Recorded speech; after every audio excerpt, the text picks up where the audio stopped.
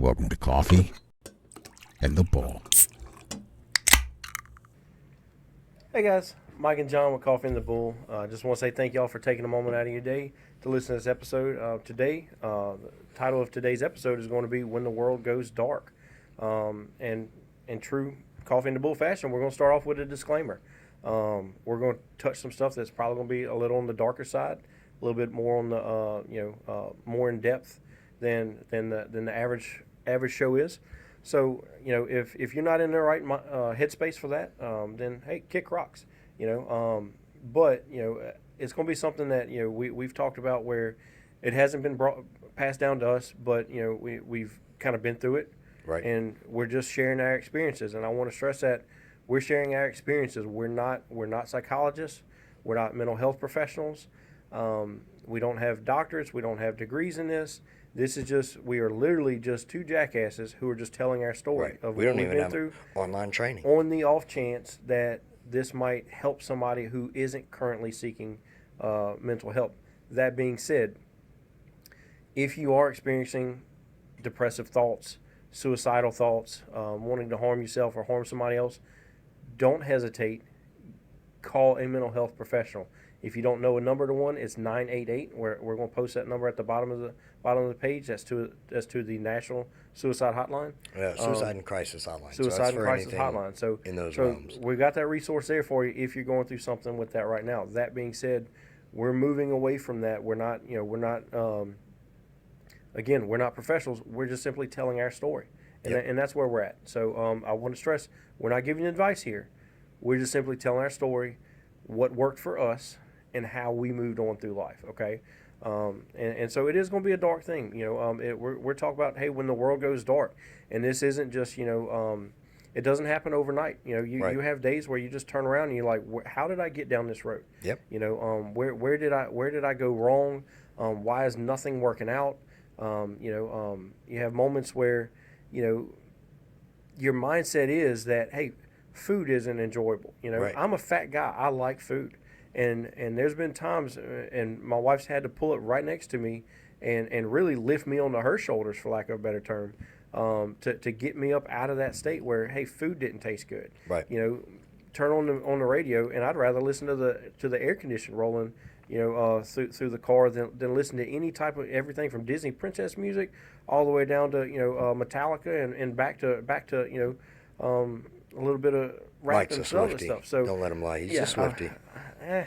So, it's one of the things where things that normally bring you enjoyment aren't Right. fun. They don't make you smile, and you've got the people who you want to hang out with all the time, but you don't even want to call them. Not that you don't love them still, Right. but you're just not in a mindset. You're not in a mindset where you're like, 'Cause hey, you know I you're want heavy. to go talk to them, Yeah. right? And all you do is you want to be alone. Well, that's the worst spot in the world to Yep. be in, because life is going to beat you up. Like we talked about it, it's going to punch you in the face. And when you think, hey, I can't get punched again, it's going to kick you. It's a relentless battle every single day for guys. You get up, you go to work, and it seems like nothing you're doing is winning. Right. And that's going to be where we're at right now. Is that road is a lonely road to be on. It's terrifying when you realize, hey, or when you have that mindset that I'm in this alone. But changing our view, like we've talked about, when you can stop looking down because, hey, you're depressed. When we're sad and everything, we look down at the ground, and we don't want to look up because every time we look up, we find another problem, something else we have to deal with. So it's like, hey, if I just stare at the ground, man, that's where I can get a little bit of peace for a moment. But if you look up, you realize, hey, you're not alone. Right. And so a lot of, for me, it was that loneliness that I felt was me not realizing where the other values in my life were at. Yeah. And so that's what we're going to be talking about today. It is going to be, we're going to have some heavy moments. We're going to, heads up, John's been fighting a cough, so we're probably going to have a moment where he's, crying about, I can't breathe and all this other stuff. Just Because I'm a be big patient. baby when I'm sick. Be patient with him. He's got the man cold. So, so without further ado, I'm going to let you take it over from there. And so, like Mike touched on a little bit, it is depression. We recognize it is depression. We know that. But we also know that we weren't conditioned or trained to deal with it. And I know Mike and I are going to go a little bit more in depth with that in a minute, but it's not a jab at our dads, but like we had talked about earlier, your dad teaches you all sorts of man stuff. Right. How to fix a car. Right. Throw a Right. baseball. Even if you grew up without a father, somebody taught you how to get through your day-to-day life. Yeah. From How tying do your we shoes fish? How to go hunting? Right, right. And nobody ever sat you down and said, "Hey, man, just so you know, some days it's gonna suck. Right. You don't even know why you're mad. You don't know why you're sad. You don't know, why everything is going to shit in a handbasket, and you you don't want to." You don't want to keep going down that road, but at the same time, you don't want to steal your own child's innocence. And this goes back to fears of the father. We don't want to ruin that innocence for our child by saying, hey, man, some days you could be on top of the world, and the next day you're at the bottom, and you don't know which way is up. And I think that by us always constantly looking down, it's because our whole life everybody says keep your head down, nose to the grind, and keep going. Right, right. And that's the motivation that we Don't get. quit. Don't give up. Just Just keep going. trudging Keep along, going. And before you realize it, you're spinning your wheels in the mud because you don't realize that you're in a rut. And once you catch on and you're like, shit, I'm at the bottom and I'm not making any traction. Right. I'm not making any headway, be it relationship, fatherhood, work. I'm not getting anywhere. You at that point realize it's too late now. What Right. am I going to do? And when people ask you and they're always saying, hey, how you doing? You okay? You good? Your immediate response, it's a reflex. I'm okay. I got it. I'm good. Is what it is. You carry on. But the reality is nobody ever asks you, are you happy? Nobody. I haven't been asked if I was happy since I was a little kid. And I think we're conditioned to not wonder if we're happy. right. Like, hey, you're enjoying things. Right. Like, hey, I just bought this brand new truck. Check it out. And all this other stuff. But when to have that moment where you sit down and say, am I really happy? We don't do that. And then 3 months later, somebody asks you, hey, a new truck? Right. You get that flash of, yeah, I just got it. And you go into the details, then it's gone. Same thing at work when you get that promotion and everybody's like, hey, did you get promoted? And you're like, yeah, I did. Thanks for asking. We get these momentary moments of happiness. It's a flash of happy and then it's gone. And it's almost like that's just how we were built to go through our life with small little moments. And like, I'm not happy. Like, I know I'm not happy. I know that I'm in a place of contention. I'm not happy. Somebody brought up the fact on one of the other episodes that I said I was a little jealous of, the relationship that you've built with your wife. And it's not a jealousy in a negative light. Right. Like, I don't envy you in that sense of God, I hate Mike. He's got such a good family and everything else. And I'm not throwing any shade or anything like that. I know that when you have a hard day, you go home and your wife sees it, and you have a good wife. She can read you for the most part. Mm-hmm. She can read, hey, he's not okay, and there's a little extra love that you're going to get from your wife when you go to bed or sitting on the couch or whatever. She picks that up and she knows how to handle that. I don't get that. I've got a dumb dog who's like, I'm gonna shit in the living room and good luck, or something stupid. You know what I mean? And at my age, you get to a point where it's like, I don't want to die alone. Right. But at the same time, I don't want to settle for something less than what I see is possible. And that's the envious, the jealousness that I have is that I want a woman that is of the same caliber, not the same woman as you have. Right. Well, the other side of that is, and this is for guys who you're like, hey, I do have a wife at home, I do have kids at home and stuff like that, because you're bringing one perspective to it. Right. But the other side of that is, if you don't start realizing the indicators, of hey, this is honestly I'm not giving an official diagnosis, but it's depression. Yeah. It's not like the Eeyore, Winnie the Pooh character, or whatever. Right. That's not how you're walking around. It's a mental thing where you're like, I'm just not happy. Right. And for me, what I've noticed is, if I don't catch those indicators, and I don't give for lack of a better term, give her a heads up, hey, this is what I'm dealing with, then what that turns into is she brings the typical marital, Right. issues that we have. It's, hey, this went out, that went out. We got to do this. Right. We got this meeting or not meeting, this family function to go to today, and or whatever. And she brings the normal life qualities, Right. and you're like, now's not the time, and it winds Right. up just blowing up. Where, hey, now we're having World War III in the living room because she told me the washer went out, or something like that. It's got nothing to do with that. Right. It's just that's the thing. It could have probably waited another hour or two, or let her know, hey, look, this is where I'm at. Right. Maybe now's not the time to find out, hey, we need an $800 piece of machinery or something like that. Right. And that's a struggle that I bring up. And it's funny because I use a lot of the things that you go through in your day-to-day marriage for what I call my dating quiz or whatnot. Okay. If this woman's not willing to go pick up dog shit with me, I don't want you. If you're not willing to help me at rock bottom, I don't need you. Right. Like that's what I'm looking for, is that lack of better terms, that ride or die. Who's going to be there when I've got to pick up dog shit to pay the bills, and who's going to be there when I'm on top of the world? And I've gotten to a point now where I know I'm not in a good headspace, and I'll tell them. I will outright say, hey, look, I'm not in the headspace for this right now, or I'm in a dark place, or I just need to figure some things out to get it understood in my brain before I can put it into words. So I need you to give me some time. Right. And if their response is well, I need attention too, or I need this, or I need that, I'm done. I'm out. Right. I don't need you. I've literally thrown out a piece of vulnerable information about myself that says that I'm not okay, and I need you to be understanding in this moment. Right. Whether this moment lasts for 30 minutes or this moment lasts for 30 days, I need that comfort zone to not be bombarded with, for lack of better terms, things I don't care about in that moment. It's not that I don't care, because obviously it's shitty because I'm asking you for attention, Right. or I'm asking you to be understanding, and you're asking me for the exact same thing, but I'm not capable at that time. But in that moment, it's like, I need you to understand and be okay with me not being okay. Right. And if you can't do that, I don't want you.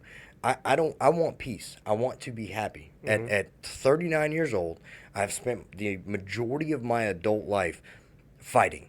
That there's no other way to put it. I've started at 19 and going to war and coming home and fighting from day start to day end, and I'm at a point now where it's like, I just want to be peace. Right. I just want to come home and this be my castle. I want to walk in the store to be peace. Like, it's almost like I've given up on being happy. I just want peace. I just let everything be solitude, I know the last time that I was happy, I was a 10-year-old kid, riding bikes with my best friend and playing Army and going down to the creek. And, the biggest concern I had was that I make it home before the street lights came on, and am I bringing mud into the house that my mom and dad are going to beat my ass about? Whereas now it's like, I've got to appease the bill collector. I've got to appease the ex-wife to a point that she doesn't get stupid and I have to deal with that. I've got to put on my face to make sure the kids don't see me, because I'm going to tell you right now that the number one way that I would break is the day that my kids don't look at me as the hero anymore. Right. Because I don't care what anybody outside of this house views me as long as those kids look at me as their hero, the strongest man in the world, the unbreakable force that keeps them safe. The day I lose that. Right. Well, so that brings up the kind of the conversation we had earlier. Is that why our dads didn't pass on? Hey, there's going to be days where you feel like you're losing. There's going to be and it's not just a day. It could be a week, it could be a month, it could be years. Right. Where you're just, hey, I'm tired of getting kicked in the teeth. Right. And so it's, I don't fault my dad for that. Right. he taught me how to as best he could, because he wasn't a mechanic. He taught me how to Band-Aid cars. Right. He taught me how to play baseball. He taught me all kind of how to hunt, how to fish. To a degree, he taught me how as a husband I need to treat my wife. Right. And so it's there's things in life he taught me. So I'm not faulting him for it. Right. But he gave you the groundwork to survive. he gave me the groundwork. Right. Right. But it's one of the things where he didn't tell me, hey, there's going to be days where you're going to be driving home and you're like, I just don't want to go home. I don't, nothing against the people who are going to be on the other side of that door when I walk inside. I just don't want to go home. Right. I just don't want to go to work. I don't want to listen to radio. I just want to keep driving. If I could disappear, I want to do that. He never told me I was going to have days like that, Right. And I don't think it's because he didn't experience them, because fear of being the hero, I think it's him. The moment he does that, or the moment he says, "Hey, you're going to get kicked around like a rag doll," Right. But the moment he does that, now it's, well, why are you letting me get kicked around? Can you not stop it? Now, Right. now he's not the hero, but also at the same time, in the same way that I look at my son and I don't want his innocence to be shattered, for as long as possible. Yeah. He's going to look at me the same way, and so that's where it's like, man, we really miss a massive building block. Yeah. But part of it is it's invisible. You Yeah. don't call your friend and say, "Hey man, guess what I just taught my kid." Right. Right. It's a little bit different. Hey, I just taught my kid he's going to have days where he feels like he's a loser. Or hey, I just taught him how to throw a curveball. Which conversation you think you're about to have? Right. Right. And so it's not something to brag about. And also dads, like we talked about, dads are busy. Moms are busy. I'm not throwing any shades against moms, but dads are better. Team dad. Facts. So it's one of the things where dads are busy, and so if they get a moment, they're going to do the fun things with their kids. 100%. And so it's if I could do something fun, why would I bring up, let them know, hey, the boogeyman's the nicest monster you'll ever see in life. Because you're gonna have other ones that come and see you at 2 or 3 in the morning, and you're just terrified and you're tired and everything else, and it's. I don't know how we and that's where it's, hey, we're not throwing self-help, we're not saying, Right. hey, this is how you combat this. I don't know, And not a clue. I don't know how to teach my kid that, and I'm obviously at his age now I'm not going to do it right now. Fact. But Right. but there's a preparation thing that we miss, and what it turns into is us doing this battle by ourselves. We're walking Right. down that road by ourselves, and you get to the point where, hey, you want to cry, but there's no tears there. Right. Because you don't know what's making you sad. Right. You don't know what's stabbing you in the back. And for not having a better analogy, I use the what's the right term? The physical. Mm-hmm. Okay. And I use it, and it's a funny story about when we went to that agency. We both had to get our prostates examined. That was the first time in 37 years of my life I ever had to have a doctor take that good old index finger and make sure my prostate worked. And I called my dad, and he's a big man, and I gave that dude every bit of right act that I could give him about why in the hell did you not tell me at some point some grown man was not only going to think that not only is this okay, but he's got to do it. This is a normal medical practice. Right. And my dad just laughed on the other end of the phone. And I remember his response was, how do you tell somebody that?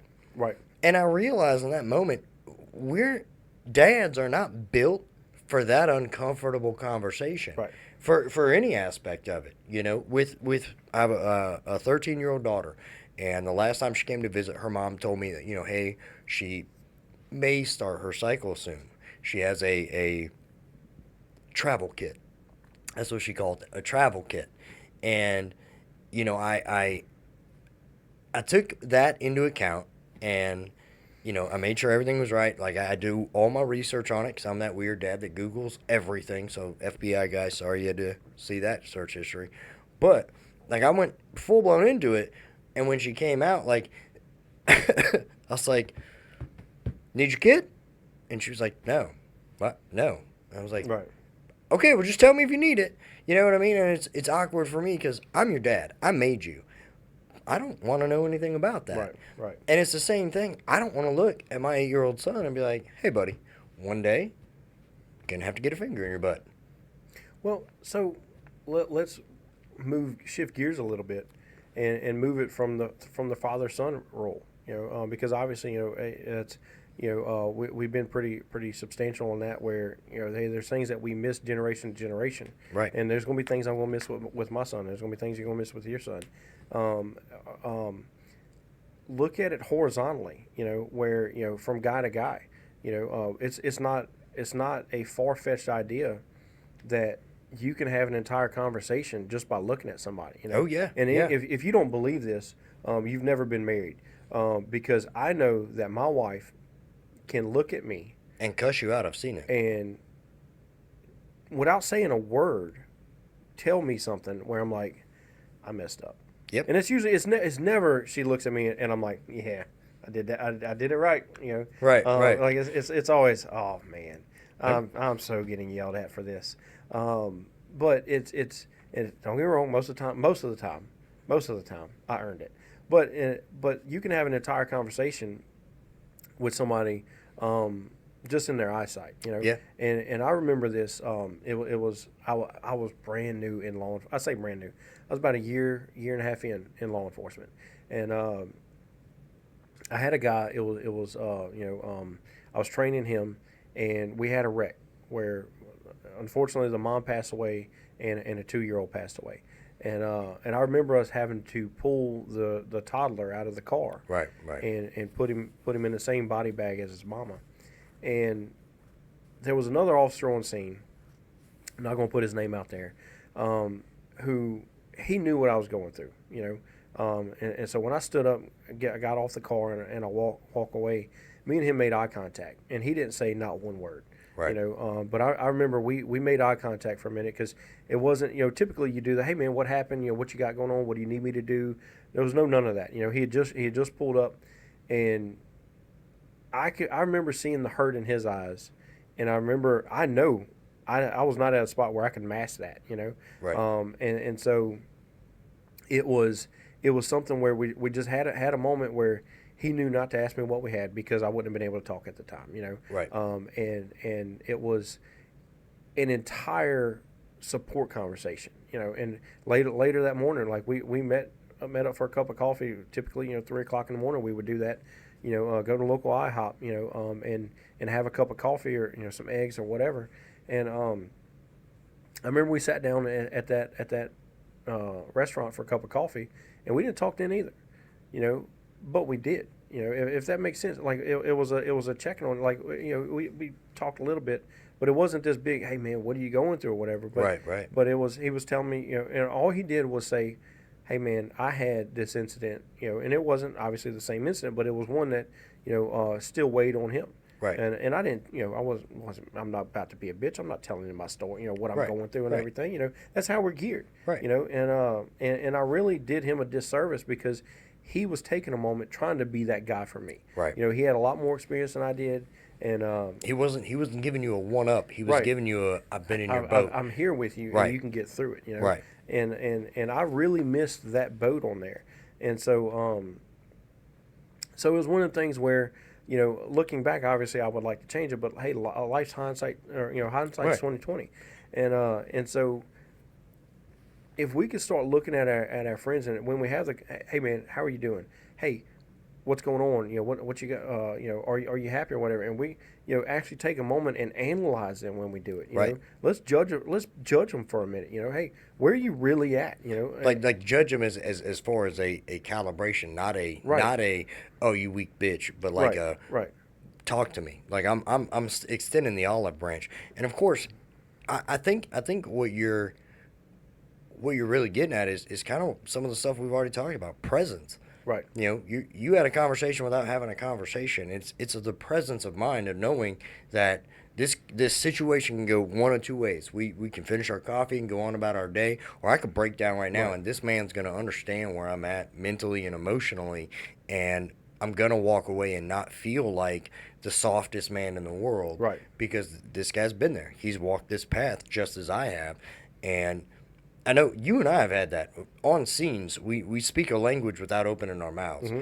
and it makes me laugh, especially when we have other officers that are on the scene with us, and you and I are talking without talking, or you and I are Right. talking to somebody, and we're bouncing each other off of each other, and you know the individual we're talking to, they don't know which way's up, because you go from investigative questions to just random comments, Right. and I do the same thing, and it bounces so well, and that's, I think, part of the reason we mesh so well together. But you can have those types of relationships if you build them, and the trick is to be present and to normalize having these types of conversations and getting to that point so that you know, without me even saying anything, when I was in my darkest spot.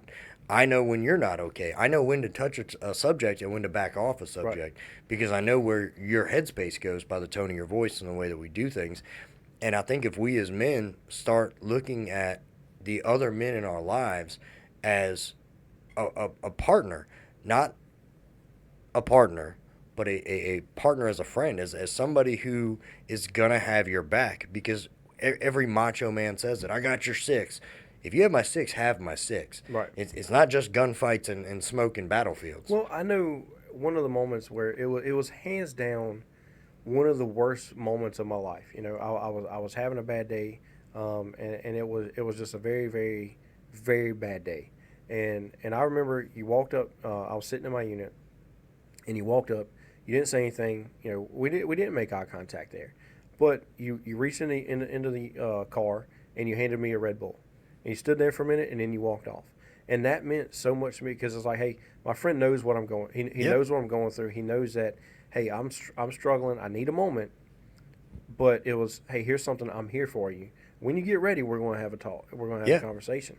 And that kept me from going down a road that I think I otherwise would have gone down. You know, Right. And so I think it's one of the things where you see it at funerals where I cannot stay in a funeral. Like I get, hey, death happens, and it's horrible. It's sad. It's never whether it's a 9-month-old or a 90-year-old person. Right. You know, it's somebody is grieving somewhere. Yeah. And and the go-to thing is, hey man, sorry for your loss. Or I'm sending my condolences or whatever. I don't even know what a condolence is. Yeah. You know, nobody I misspell it every time. In the entire time I've been on this earth, nobody has been like, this is a condolence. Right. Because I don't know how to send that to you. Right. But anyway, it's you hear that over and over. And I remember when me and my wife first got married, we were married for right at 3 months 4 months, and her biological dad passed away. And I remember I didn't know anything about how to be a husband, much less a husband to a spouse who's grieving. You know, Right. And I'm sitting there, so I'm like, hey, you okay? Hey, you good? Chin up, sport. Right. And like I don't know what to do. And so everybody, I remember we were there for the wake and we were there for the funeral, and it had to have been 70 people come up and, hey, sorry for your loss, sorry for your loss, sorry for your loss. And it's like, if we hear this one more time. Right. But at the same time, when I go to a funeral, I say the same thing, what does that mean? But we'll be there for the funeral, but when's the last time you went to a funeral for somebody that, lost a loved one, and then 3 days later follow up with them? Hey, man, how are you doing? Like, we leave it at the funeral. They have to go home with that grief. Right. They have to go home with hey, the house isn't the same, and all this other stuff. And we're like, we go about life. They can't, they need some help. We don't do that. Right. Why is that? Is it because we're I don't think we're focused on our own thing. It's I think we're engineered to just not like depressing things. Right. And just steer clear of it and so avoid it. that turns into when we do see somebody, and it turns into the human reaction is when we do find out somebody's depressed, we're like, right, because you don't want to touch it. You don't want to. Right, you don't want to touch it. So it might rub off on you. They call you, hit that forward to voicemail call. Right. I'm not the only one don't y'all judge me. I'm not the only one who does it. But it's one of the things where we don't want to touch it with ourselves, much less anybody else. Right. And that's I don't want to be like, oh, that's got to change. Or I'm not. Well, the reality of it is we don't want to touch it because what's the resource?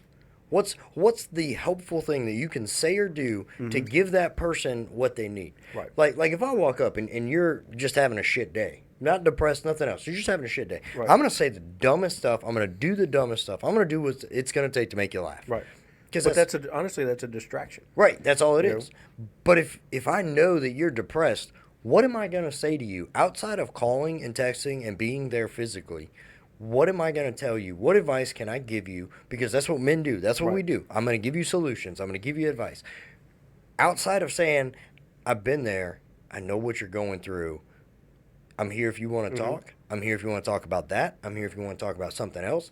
I'm here if you don't want to talk about anything. Right. Right. Outside of that, what do you offer? Well, so and that's where it's. I had honestly Scott Monaco, and he is going to be a guest whether he wants to or not. He's going to be on this podcast. He's getting old. I think we could take him together. He's getting old and he's bald. Bald people can't fight. That's but anyway. Facts. So he told me today. He said, or he sent me a message, and it was, hey, stress to guys that when you're in that point, and you obviously, we don't have a resource for that. There's no. You can say all the jokes you want. It doesn't pull people out. How many people do you know were laughing one day, the next day they're dead because they committed suicide or whatever. Right. And so it's laughter can only go so far, but that's a point where somebody needs psychiatric help. Yeah. And Scott told me, he said one of the things that we miss, and honestly I was bad about this, is not in the same way you go to you got mechanics, right? Not every mechanic is good. I can tell you right now, the only good contractor is the one you're talking to, because he's trash talking every contractor who gave you an estimate other than that. Yep. And everybody views themselves as an expert in their field, and everybody else is trash. Same thing with psychiatrists.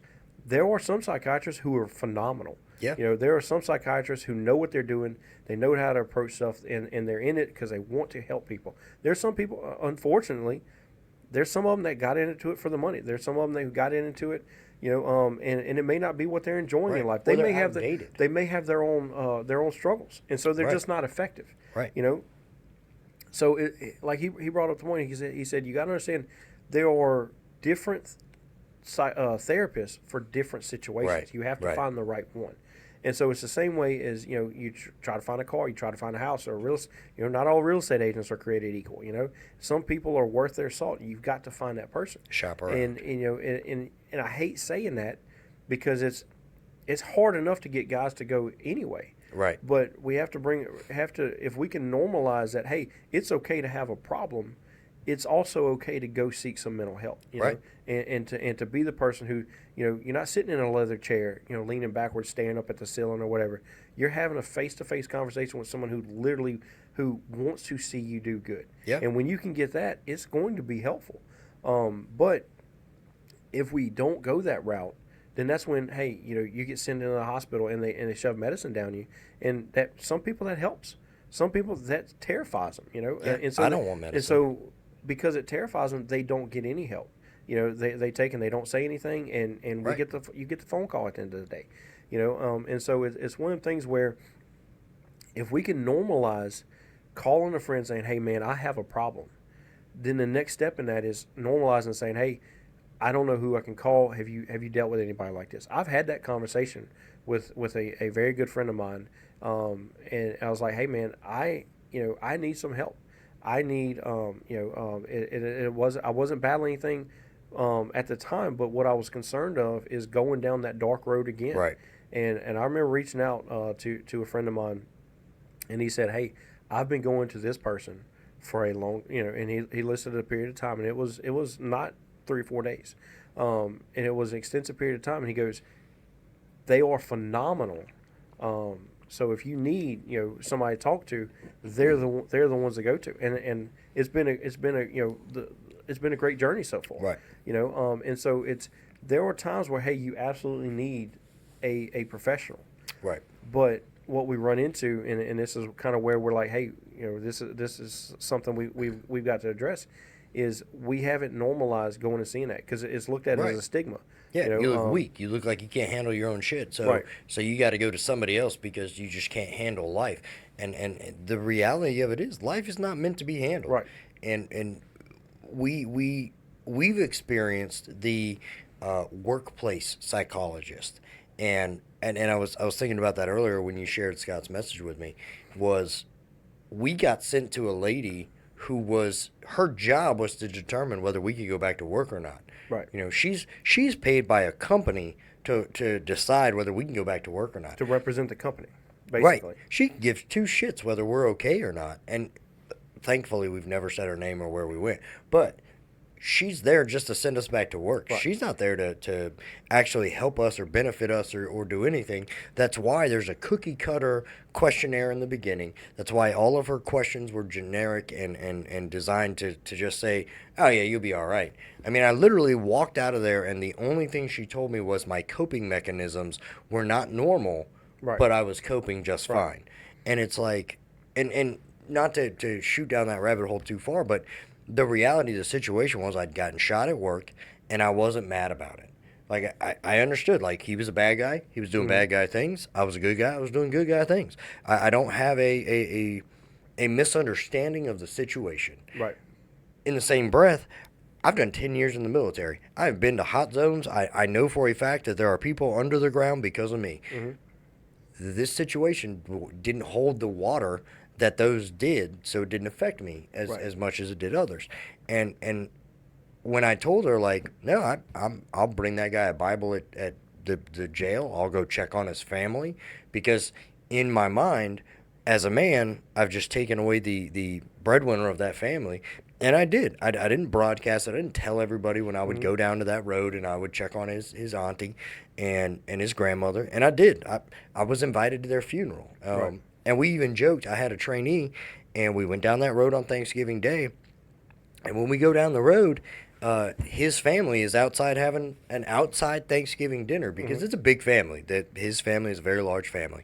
And standing there on Thanksgiving Day, his family prayed for me, the young lady that I was training, and the officer that he had shot, as well as prayed for him in jail that he got right and got on the right path. They had no clue that it was me, because I didn't broadcast it to them. You know, I don't want to put that disillusion in their mind in our encounters.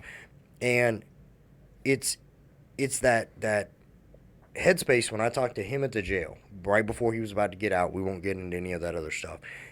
He actually stopped me on my way out. I was bringing somebody in. He was up front. He was on a work release detail, whatever, and he had stopped me.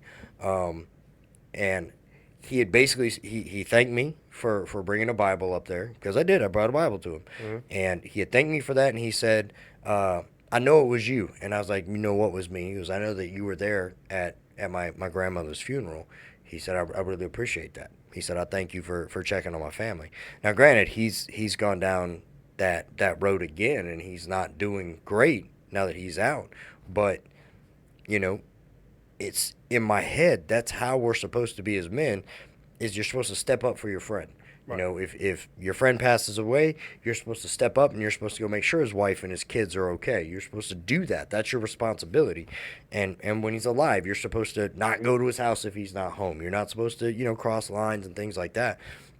But we never touch on the when he's still there. What are you supposed to do? Right, how to help him out while he's there. How do you go over and snatch your friend up out, out of bed because he doesn't want to wake up, or he doesn't want to clean his house, or he doesn't want to do his dishes, or whatever the monotonous mountains of depression are that he just doesn't want to deal with. Because I know when my kids are gone, when they're visiting with their grandma or their mother, I don't get out of bed. Excuse me. I don't get out of bed. I don't want to. Right. I want to get off of work. I want to wash my butt, and I want to lay in my bed, and I just want to sleep. I might turn the TV on. I might not. I might let the dog lay on the bed with me. I may not. I just don't want to deal with anybody. I put do not disturb on my phone, and I just lay down, and the world is gone. And we get into those dark, vicious cycles that, like this week, this is our heavy week. I'm not doing anything. Right. I have no reason to get out of bed. I have no reason to get up and do anything outside of go to work, sleep, go to work. That's it. And I don't want to delve into it. But at the same time, I know, like, I've got to get up. I've got to go do things, and I've got to pull myself out of it. And that's the mentality that men these days have, because we're conditioned this way. We're conditioned to push through and just keep going. Because go to work. Yeah. You especially in the military and the first responder realm, is you're taught, hey, ignore the fact that your back hurts. Ignore the fact your neck hurts, and you're tired. You have a job to do. Get up, go do that job. Right. And I'm not casting any shade towards your regular tradesmen or whatever, because they do the same thing. Yeah. Hey, his shoulder hurts, he's still going to go. He's still going to hop underneath Right. the car, change tires, change oil, turn wrenches, whatever. They're still going. Grab the name. I can't tell you how many houses I worked on where my whole body hurt. Yeah. And you still went and did it. I didn't want it. I was not in the headspace to be, doing, construction or whatever, and because I was distracted by all these other things. You still show up, and that's your job as a Right. guy. You. Dude, as shitty as it is, bless you. Thank you. As shitty as it is, if God himself came down and looked at me and said, you have 24 hours and I'm taking you home, I would say, well, it is what it is. And I would spend the next 24 hours making sure that my kids had everything that they needed to take care of themselves for the rest of their lives. And that's where we are as men. I The wouldn't, last 24 hours you would still use to be a provider. right. I wouldn't try to run off and go do some crazy, vacation or skydiving or whatever. I would do everything in my power to make sure that my children had everything that they You would needed. spend time with them, but you're still Right. preparing them. Right. And that becomes, there's a lot of moms who are in that realm where they've got to do that too because, Right. dad's not in the picture for Yeah. whatever reason, and I think it's got to be a changing of the guard, for lack of a better term. Yeah. If we can get out of that, where, hey, it's okay for you to come talk and Yeah. say, hey, this is what I got going on, but also expect some type of assistance there. Yeah. I've got a friend who he calls me, I would say every other day, and he texts me weird things, and he'll know the moment he hears this, and this is how I'll know if he's listening or not, is he'll send me messages, hey, I love you, or whatever, and it's not you, surprisingly, huh? That's not me, 'cause I don't say that shit to you. But he'll send me a message, say, hey, I love you, man, I appreciate what you're doing and everything, and all this other stuff, and it's like, I've never had another friend do that. Right. And because it's not what we do, and he's pointed out to me several times that, the value that I add into his life as being the guy that he can lean on, Right. And he's been there for me when, I'll call and say, hey man, I had this happen, I need somebody to talk to or whatever. And it's not a question of, do you really, it's okay. What do you need right now? And Right. it's always been an immediate, I have his attention no matter what, and that is honestly the ideal approach to it, I believe. Yeah. Is hey, look, you got this problem. Let's try to. But what he does is he also follows up with it. Hey, are you still dealing with this? Do you still have this going on, or whatever Right. happened with that? I remember when I was looking at leaving an agency that I was working at, and it was a big decision for me where I was like, hey, I don't want to do this, but I've got to. Like I honestly feel that it's better for my career if I do this, but it's going to cost me one of my best friends who was, I was a canine officer, and I had a dog, and I was like, I don't want to leave this dog, but at the same time, I've got a family. I can't risk it. And he would, hey man, how are you doing with it? Or and for everybody who's like, oh, it's just a dog, y'all can kick rocks. Right. It was a lot more than that. Yeah. And so that's the type, he honestly emulates the type of friend that I would expect would be valuable to everybody. Right. And unfortunately, you can't stretch that out. And if we can take and when you make the phone calls to your friends, and it's just that little bit off, or maybe it's just the same mundane answer. Right. Hey man, what's going on? I just living a dream. Right. Okay. What dream you living? Right. Or is it a dream or is it a nightmare? Right. And so if we can take and start honing in on that and not being the crappy friends, because you're Right. honestly, when you get that phone call and hey, they've made a decision that they can't take back, you're going to be, what could I have done differently? Right. Well, now's the time to address that. It's not when you get that phone call, and so that's like we talked about. It's going to be this is a dark episode. Yeah. It's not happy, and unfortunately, life is going to kick you in the teeth. It's going to Yep. beat you up Not me, but- you took. It's going to take your money, And that's the other thing, to expand on what he's trying to get at is we're telling you our stories to let you know that you're not the only one that goes through it. Right. We experience it, and Mike and I have completely different lives. We were brought up differently. We went into adulthood differently, and I mean, outside of being men, the only real similarity that we have is that, we Dashing good looks. I paid for mine. But the similarities are we became first responders and we were fathers. There's nothing in the way that we were brought up is the same. And going through that and seeing now that by normalizing these conversations, I will say that this podcast and the conversations we have on a regular basis have changed our outlook. Mm-hmm. And I know that we had this conversation dealing with some individuals who were having struggles making that end of their life decision, and going and handling those was we both right afterwards called each other and was like, man, that's a 180 from how we would have handled this 6 months ago to now. And the change that we had was that we've normalized these conversations. And I know that we still have conversations where I can sense the hesitation on your end, and I'm sure you can on my end, where it's like, no, we're talking about some uncomfortable stuff. Right. And part of you is naturally going, no, I don't want to open this can of worms. This is my vulnerable can of worms. I don't want you to see it. And at the same time, we're understanding if we don't do this, it's not, what are we really selling? We're not being authentic. Right. And so we want you as a viewer to see this and normalize it to a point that maybe 10, 15 years down the road, when our sons are out there or our daughters are with men, that they can have an open conversation with their husband or their significant other, or men can have an open conversation with their friend and be like, man, this really stuck me and it's really hurting me. Right. And have an open conversation. So maybe one day we're all still around the campfire to talk about and joke about and laugh about the things that we went through, and not fear that retaliation or that bottle it up and shelve it for now mentality.